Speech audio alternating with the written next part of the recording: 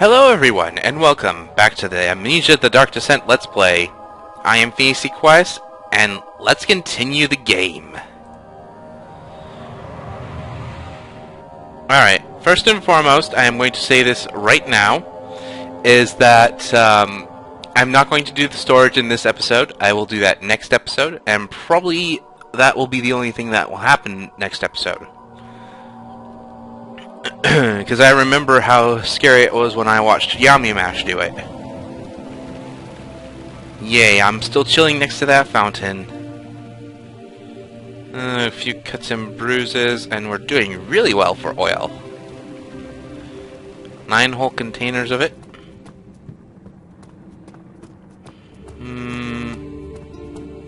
Let's see here. Let's do the study first. He climbed out of bed and looked out the window. It was completely dark. He waited, glanced at the old clock, and waited some more. 4 o'clock, he thought, it's enough.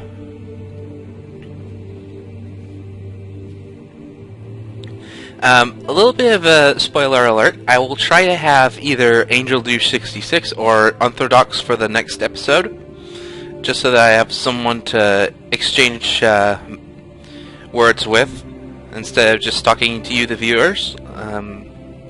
It's not that I'm going to completely ignore you guys, but please leave in the comments if you like what you see in these episodes or not. Ooh. Tinderbox. Come to me. Is there anything other than a tinderbox in here that I need? Oh, that's not what I meant to do. I meant to crouch and open up the piano. Okay, nothing in the piano. Nothing in there. I would have thought for sure there was something there.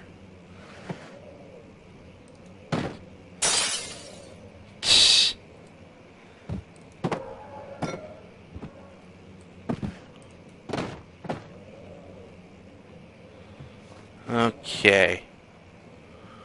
Ooh. There's a box here. Just a tinderbox, but oh well.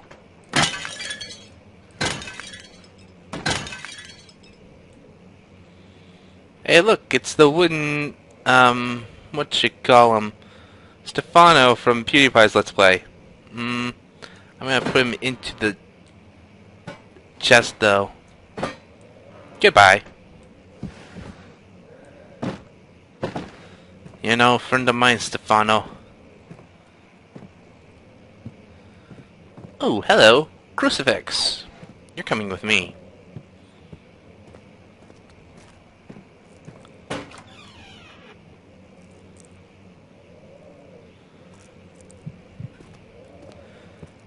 Yeah. I'm keeping the crucifix next to me. Ooh. Let's light that so that we don't go completely insane.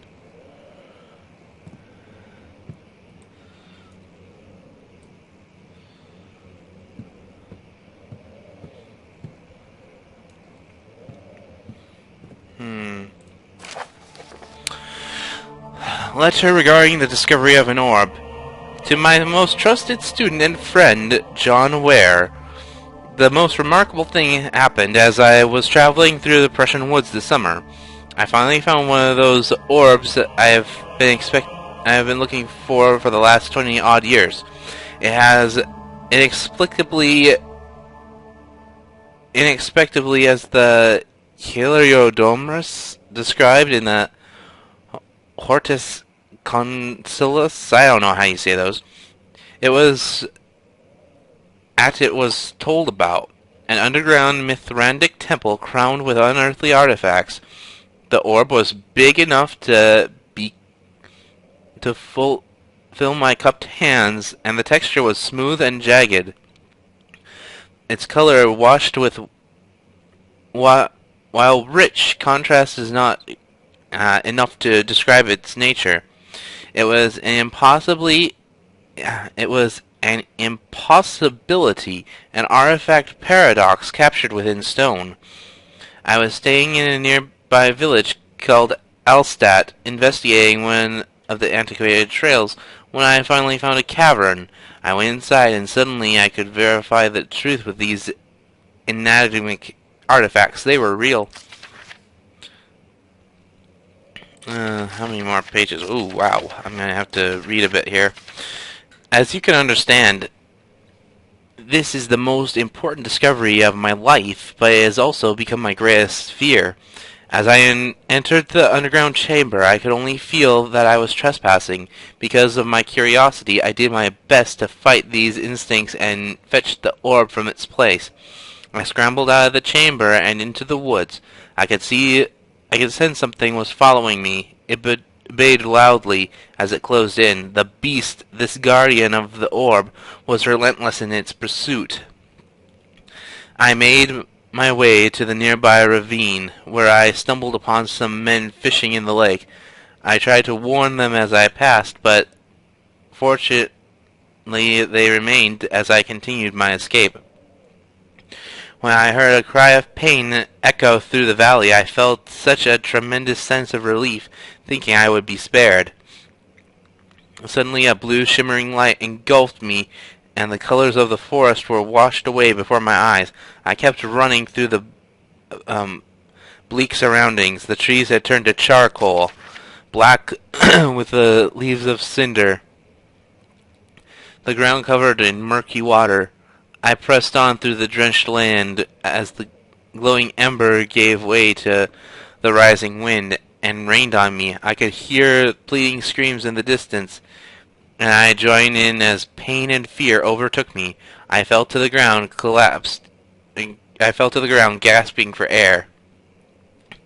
This certainly must sound strange, but I had been carried miles away across the Alps to a grassy field outside of Genoa. The Guardian had taken the orb from me, but still to this day I fear its return. Sometimes I lay awake at night, listening for the howling cry I heard in the forest. It must have been nearly a decade since that day, and I still haven't been able to write about the incident. The last time we spoke, you told me that about your interest and ongoing research into mythic orbs, and I realized I owed you the truth about my visit to Elstadt. Your friend and mentor, Heinrich Cornelius Agrippa. Okay, so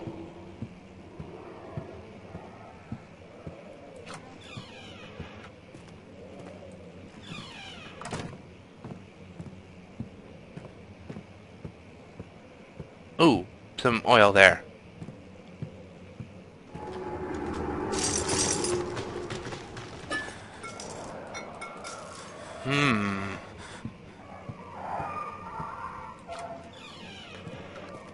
Oh, this is disgusting. Lots of blood. What happened in here? Cutscene. Let's see what you have to offer.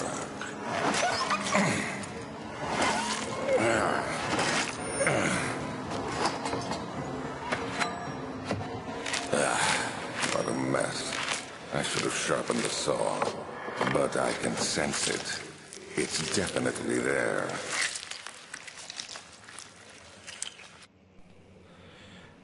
What a sick cretin this Alexander was.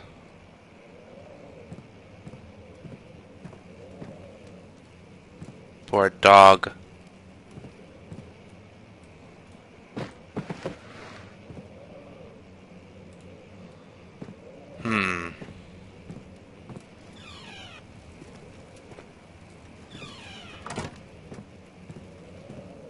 That is one ugly painting.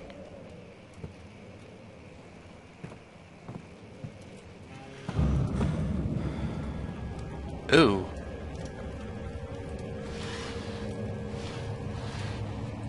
I did not see that coming.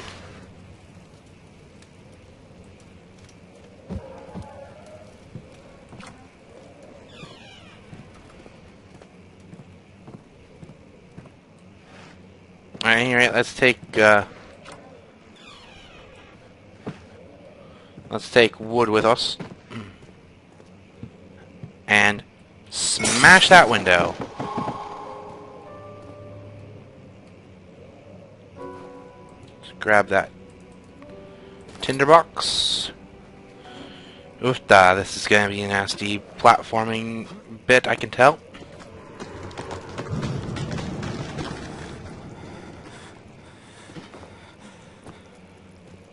If I were Daniel right now, I'd probably fall and die from just seeing that. Let's see what this says. When will it be my turn? Have I not shown restraint? My patience spans centuries. From where I came, mankind has not even wasted a breath. Yet I bow to you. Have I done so much for you, and I have gained nothing in return, Agrippa? I trusted you. It was all I who showed fairness, who in all fairness should have entered the gate. So now we've got to think about a gate of some kind.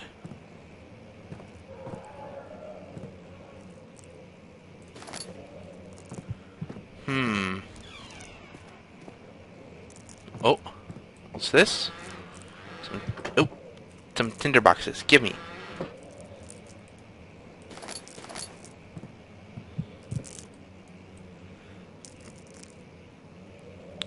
Marine drop pod. Space Marines drop pod. Yeah. Good friend of mine, Angel Deuce 66. If you are watching this, my hat's off to you still for making such impressive saying. And yeah, I noticed that both Necro and Yamimash both forgot that. Just like I know I forgot the chest a few episodes back. I do apologize for that. To be fair though, I didn't really need them.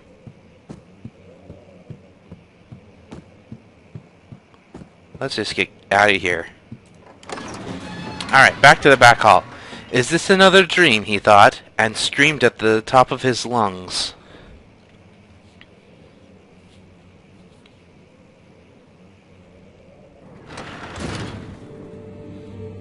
Alright.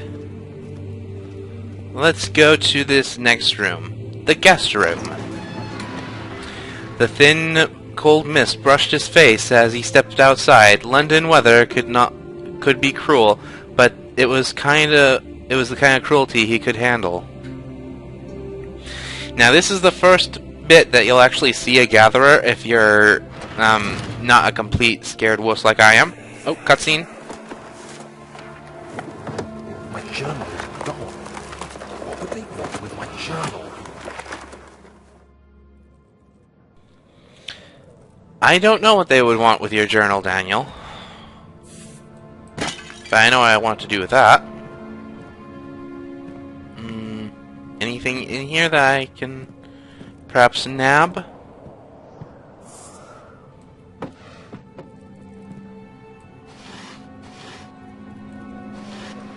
Oh, laudanum. Gimme.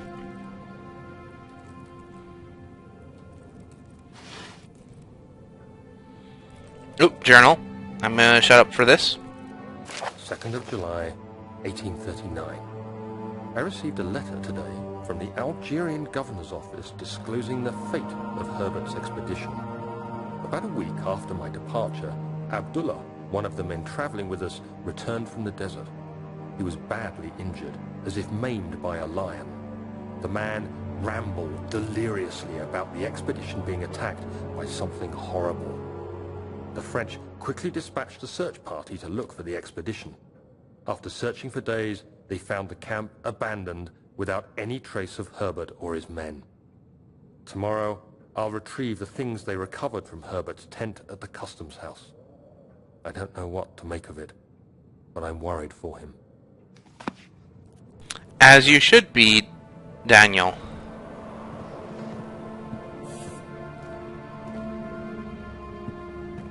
Oh, tinderbox, give me that.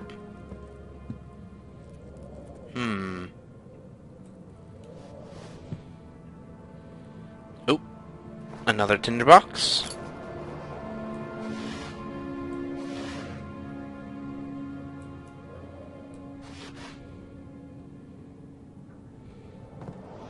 Yeah, I'll pick this up first. 3rd of July, 1839. Today I picked up Herbert's things at the customs house. I dug through the trove of documents he had carried and found a log detailing the expedition. The nature of this text ranged from quick notes to colourful accounts of transpired events. I skimmed the pages, trying to figure out what might have happened. May 17th, the day I was trapped inside the orb chamber, Herbert dryly states, "Recovered Daniel after 1 hour of entrapment." This confused me greatly. I was suffocating within minutes. How could I have lasted an hour? I continued reading the peculiar text. Herbert states his facts without judgment or passion, but suddenly I could read frustration into his text. He pushed his men to investigate the underground tomb, an effort which seems to have strained the minds of his men. Madness spread through the ranks, and Herbert had to take some extreme measures to continue. He finally visits the chamber himself, where he retrieves the orb to the surface. His account confuses me greatly. If he has the orb, what are those pieces in my drawing room? Well, that's certainly a mystery. Let's quick grab this crowbar. I do have a horrible feeling about this, like I won't be able to hide in time. Ooh, oil. Give me that.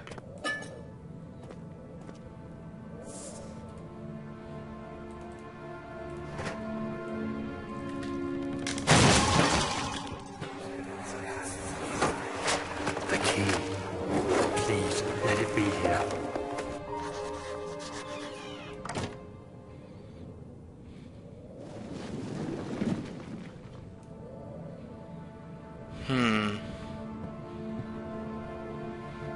Last journal, it looks like.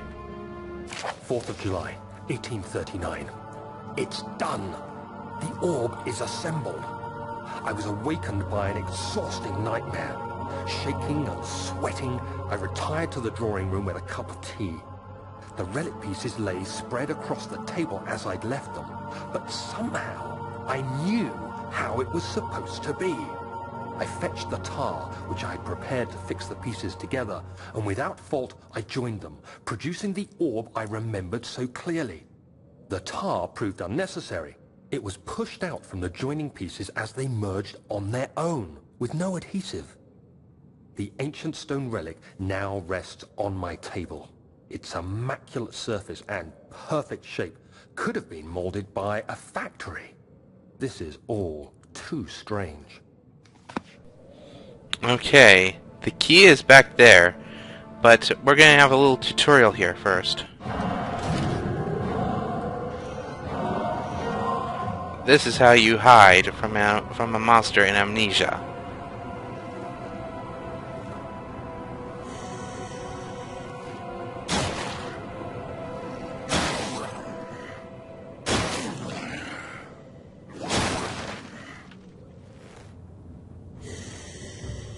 I can hear him right outside of my right headphone bit.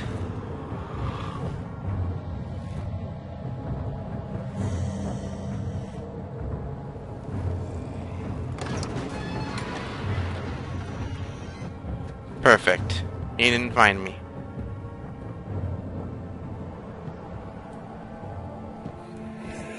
Oh, thank God, there it is. I guess it is a good place to hide it then. Alright. We've got the machine room key. Alright, everyone. We did it. We're going back to the back hall. Professor Taylor was the second death caused by his damned curiosity. Yeah, again, everyone, I am just reading the text as it appears. Oh, wow, what? A big torso. I know I didn't have that in my pocket. I left that back at, back in the water bit.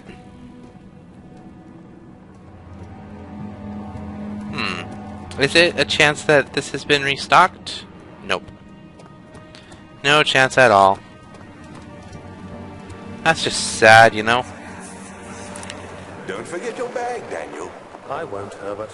There is no shame in using a parasol in the desert. As it happens, it's imperative to your survival.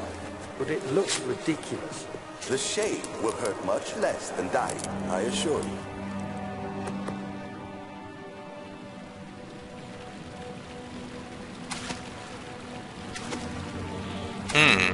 That's kind of interesting.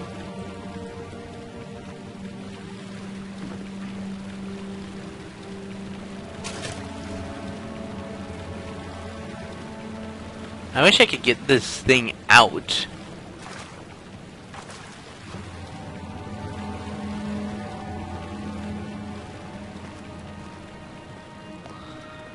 Alright. Next episode, hopefully with either Unorthodox or Angel Do 66, we will continue on into the storage. But until then, everyone, I have been Phoenix Equise. The Phoenix is taking off, flying away now. And here's the outro, everyone. Later.